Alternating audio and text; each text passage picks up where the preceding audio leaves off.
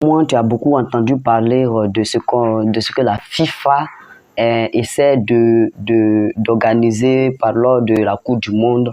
Et officiellement, la nôtre est sortie. Et on sait bien que la FIFA a approuvé d'autres mesures qui vont rentrer dans le monde du football. C'est-à-dire quoi? Il y a eu des modifications, de nouvelles règles qui vont introduire dans la Coupe du Monde 2026 qui se jouera bientôt en juin-juillet. Donc, du coup, lors de cette Coupe du Monde-là, quelles sont les nouvelles règles qui ont été adoptées par nos leaders de la FIFA? On va essayer de décrypter ensemble. On a vu généralement 4 lois qui sont sorties et on va en parler dans cette vidéo-là. Donc, je vais lire la première règle qui est sortie et on va expliquer chaque règle. Les joueurs remplacés auront désormais seulement 10 secondes pour quitter le terrain. S'ils mettent plus de temps à sortir, le joueur entrant devra attendre 1 minute. Bien, donc, ce qui veut dire quoi? Lors de cette règle-là, ça nous explique que lorsque on va proclamer, on va dire qu'il y a un remplacement qui sera fait, le joueur aura 10 secondes pour quitter le terrain.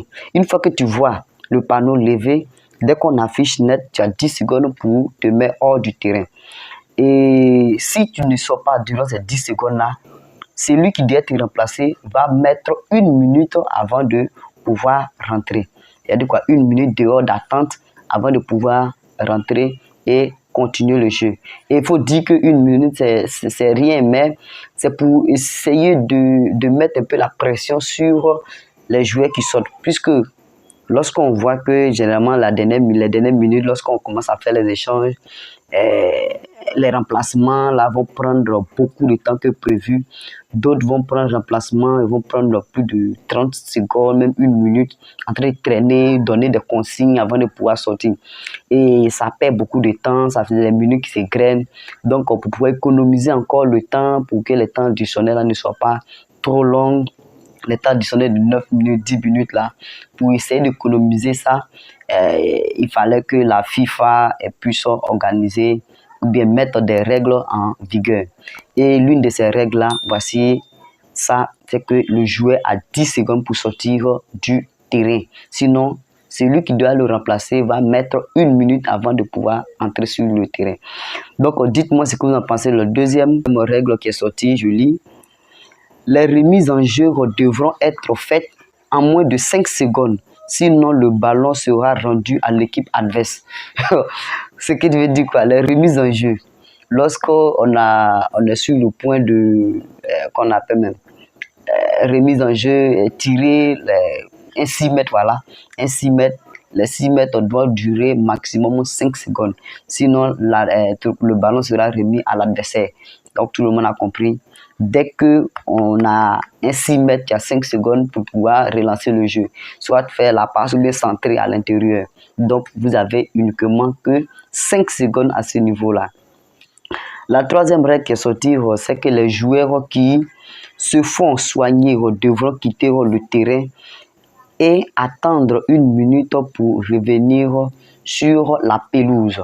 Donc, si dans le cours du match, on a un blessé, par exemple, on a quelqu'un qui est blessé, au lieu que l'équipe médicale parte soigner le joueur sur le terrain, le joueur sera transporté hors du terrain.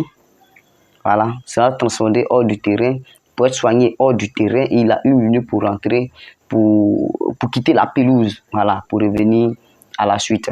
Ensuite, la dernière règle, qui est la règle numéro 14, c'est au niveau de la VAR. La VAR pourra désormais intervenir sur les seconds cartons jaunes et sur les corners s'il y a une erreur manifeste de l'arbitre. Donc, imagine qu'il y a un corner ou bien il y a un carton qui doit être distribué.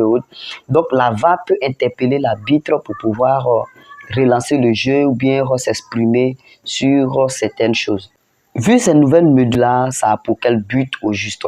Ces nouvelles mesures, moi je vois que leur but principal, c'est pour économiser au maximum le temps, pour gagner beaucoup en temps et ne pas perdre le temps. Puisqu'on voit des joueurs, des professionnels, ils essaient de gaspiller le temps sur des blessures et autres. Donc, ce sont des règles qui sont en train d'être expérimentées par notre FIFA et dit que ça peut rentrer aussi en vigueur après cette Coupe du Monde si ces nouvelles mesures-là ont été bien respectées, si ces nouvelles mesures-là nous permettent de pouvoir gagner beaucoup de temps, on peut expérimenter ça à l'échelle internationale. Aussi, on prend le cas de la CAN en Côte d'Ivoire. On a vu, ils ont instauré ce qu'on appelle le brainstorming, bon, une petite pause pour pouvoir se rafraîchir et autres. On a vu aussi les conséquences et on est revenu à l'ancien système. Un temps même, ils avaient mis la règle de stopper le chrono à tout moment, et cette règle-là, il faudrait dire que quand il y a des remises en jeu, le temps qui se perd, on essaie de calculer ça en matière de secondes pour ne pas que l'arbitre puisse imaginer et donner le nombre de secondes, le nombre de minutes de temps additionnel. Et on enregistrait ça directement avec le chronomètre. Et on a vu aussi que c'était un peu bon, mais bon, bref, ça dépendrait de la situation et du football, de là où le football est en train de partir.